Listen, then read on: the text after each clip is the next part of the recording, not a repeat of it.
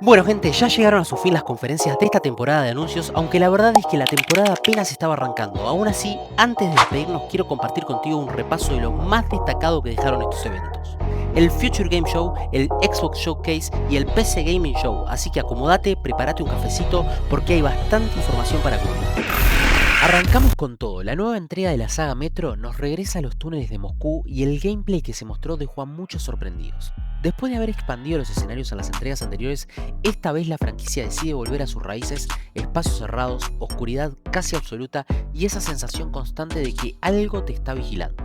La historia se ubica en el año 2039, 25 años después de la guerra nuclear, con la humanidad todavía resistiendo bajo tierra. Lo nuevo es que ahora todos los túneles están bajo el mando de un solo líder autoritario, Hunter, un personaje que reconocerás si jugaste las entregas previas.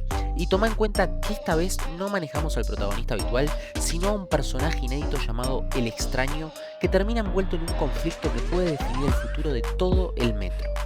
En cuanto a la jugabilidad, regresa a ese enfoque lineal que hizo famosa la saga y el sigilo vuelve a tener un rol fundamental.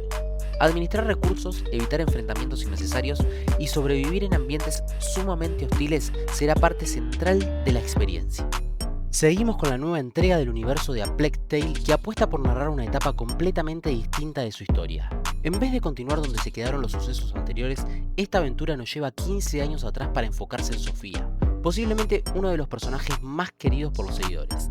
Aquí ella es una joven saqueadora que escapa de su pasado mientras busca descubrir su verdadero origen. Ese recorrido la conduce hasta la enigmática isla del Minotauro, un lugar lleno de ruinas antiguas, leyendas casi perdidas y secretos vinculados a la maldición que atraviesa toda la saga. Ahora bien, si antes todo se centraba en el sigilo y la supervivencia, esta vez el combate gana muchísima más importancia. Sofía es una luchadora bastante más hábil que Amicia, con espadas, esquives y ataques directos contra sus enemigos. Eso sí, el sigilo y la resolución de acertijos sigue teniendo un peso considerable. Tal vez lo más impactante de toda la presentación fue Gears of War E-Day, una precuela que nos llevó justo al momento más decisivo de la franquicia, el famoso día de la emergencia cuando la Horda Locust surgió desde las profundidades de Cera y cambió todo para siempre. Nos centramos de que la trama sucede 14 años antes del primer Gears of War, centrada en unos jóvenes, Marcus Phoenix y Dominic Santiago, mucho antes de convertirse en los soldados curtidos que todos conocemos. Es la oportunidad perfecta para ver cómo nació realmente su amistad y cómo los hechos de aquel día terminaron forjando el vínculo que definirá toda la saga. Uno de los aspectos que más me ha resaltado es el regreso de un tono mucho más cercano al terror puro. Los Locust ya no se muestran simplemente como enemigos que disparan sin más, sino como auténticas criaturas de pesadilla, pensadas para transmitir miedo y desesperación en una población que ni siquiera entiende lo que está ocurriendo mientras el mundo se derrumba en cuestión de horas. Y no olvides que todo esto sucede en Kalona, la ciudad que se convierte en el escenario principal de la campaña, mostrándonos de cerca el impacto humano de la invasión, familias separadas, barrios destruidos y ciudadanos luchando por sobrevivir mientras el caos toma las calles. Presta atención a esto porque Revelation es la primera gran expansión de Dark Ages, y está lejos de ser un simple conjunto de misiones extras. A juzgar por lo mostrado, todo indica que se trata de una campaña completamente nueva que amplía de forma importante la historia del Slayer. De hecho, meses antes de la presentación, el propio director del juego describió este contenido como algo casi comparable a una secuela, tanto por su tamaño como por su ambición. La historia comienza con un Slayer herido y traicionado, atrapado en una especie de purgatorio donde deberá enfrentar sus propios recuerdos, superar verdades difíciles y descubrir secretos relacionados con los dioses y las fuerzas sobrenaturales que rigen este universo. Durante su recorrido contará con la leyenda de un aliado misterioso mientras intenta liberar a sus seguidores de una amenaza divina. Y la gran novedad jugable es la lanza de cadenas, un arma que transforma por completo la forma de combatir, ya que permite engancharte para dar saltos y hacer que el combate se sienta más agresivo, más rápido y mucho más vertical, premiando a quien domine bien todas sus mecánicas. Chronos Lazarus es la expansión narrativa que amplía todavía más el universo de Chronos de New Dawn y modifica de manera notable el enfoque respecto a la experiencia original. Porque si el juego base apostaba por un survival horror pausado y estratégico, este contenido pone énfasis en la acción intensa, la movilidad y esa sensación de poder. La historia transcurre antes de los eventos principales, permitiéndonos controlar el guardián, al menos durante su transformación hasta convertirse en el personaje que ya conocemos, profundizándose en sus motivaciones, su pasado y su relación con la misteriosa organización conocida como el Colectivo. Otro anuncio que dio mucho de qué hablar fue el nuevo contenido relacionado con Senua, que continúa ampliando su universo, aunque esta vez el foco regresa al viaje mental y emocional del personaje. Se profundiza todavía más en su percepción fragmentada de la realidad y en su lucha permanente contra las voces que la acompañan. La historia parece situarse después de los eventos principales, con una Senua marcada por todo lo vivido, pero obligada a enfrentar una nueva serie de visiones aún más intensas y distorsionadas. El planteamiento vuelve a combinar lo psicológico con lo mitológico, difuminando la línea entre lo real y lo que solo existe en su mente. Todo esto mientras seguimos disfrutando de este apartado visual tan cuidado y de los combates. El nuevo Modern Warfare continúa directamente la línea narrativa de las últimas entregas de esta subsaga, centrándose de nuevo en el conflicto global contemporáneo con el Task Force 141 como eje principal de la campaña. Por un lado, vimos a jóvenes soldados surcoreanos atrapados en el colapso del frente, luchando por sobrevivir mientras las líneas defensivas van cayendo una tras otra. Por otro lado, seguimos de nuevo a los pasos del Capitán Price, quien opera desde las sombras en su misión mucho más personal y encubierta, moviéndose entre distintas regiones mientras intenta anticiparse a una conspiración mucho mayor.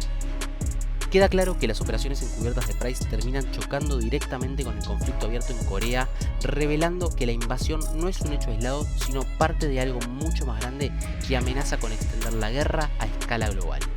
Wulong 2 dejó en claro que la saga regresa con una historia todavía más épica y oscura, ambientada en el ocaso de la dinastía Han, un periodo marcado por guerras internas, caos político y la aparición de fuerzas sobrenaturales que vuelven el conflicto mucho más devastador. Por lo que se pudo apreciar en el material presentado, el juego busca representar un mundo en ruinas donde las batallas entre señores de la guerra dejan de ser puramente humanas, mezclándose con criaturas demoníacas que han invadido los campos de batalla.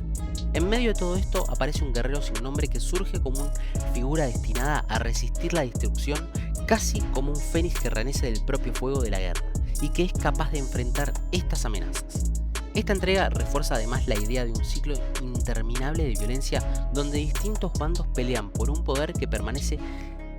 Persona 6 finalmente se dejó ver, aunque solamente mediante un teaser, así que lamentablemente no hubo demasiadas imágenes al respecto. Aún así se dio a entender que la historia transcurre en un entorno muy distinto al de las entregas anteriores, con una identidad temática marcada por la dualidad entre libertad y control.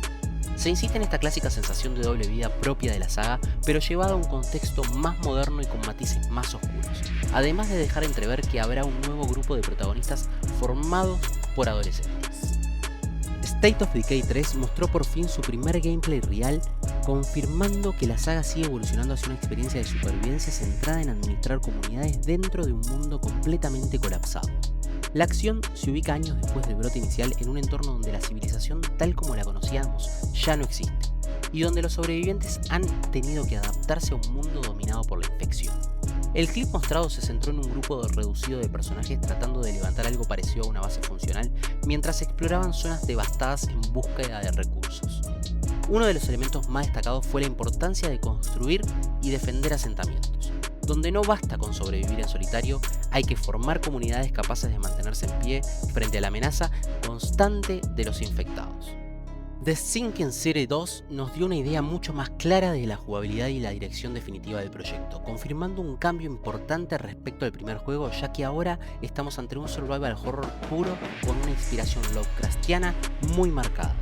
A nivel narrativo, la acción se traslada a Arkham en los años 20, una ciudad devastada tras una inundación sobrenatural que convirtió sus calles en zonas parcialmente sumergidas y llenas de horrores.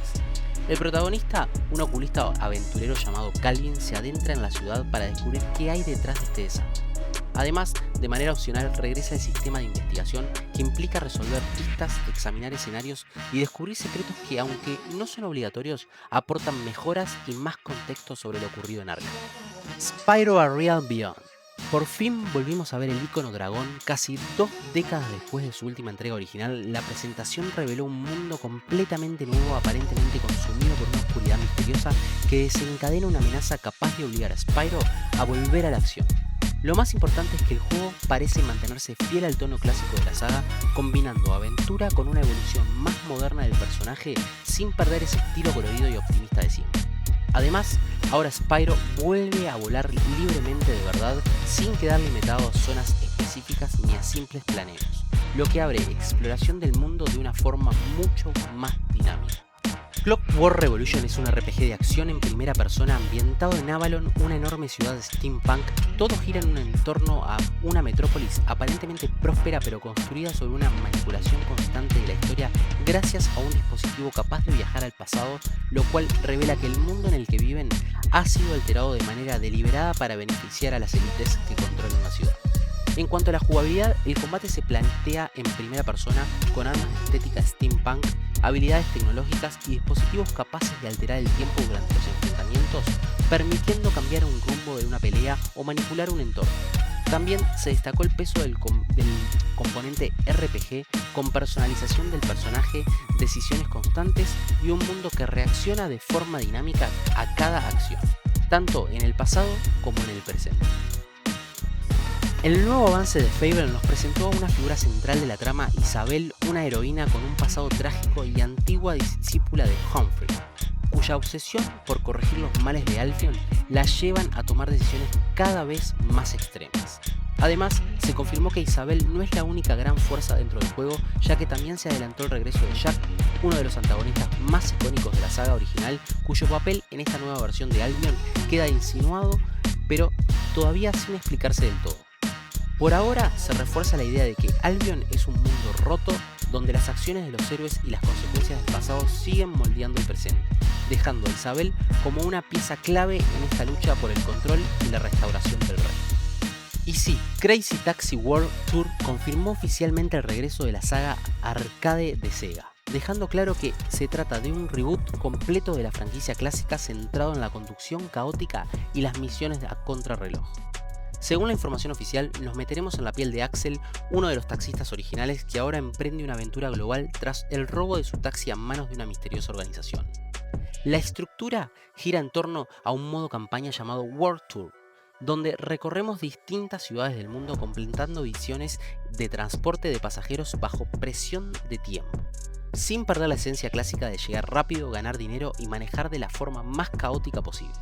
También se mostró el regreso del modo arcade tradicional con el mismo objetivo de siempre, acumular la mayor cantidad de dinero posible dentro de un límite de tiempo.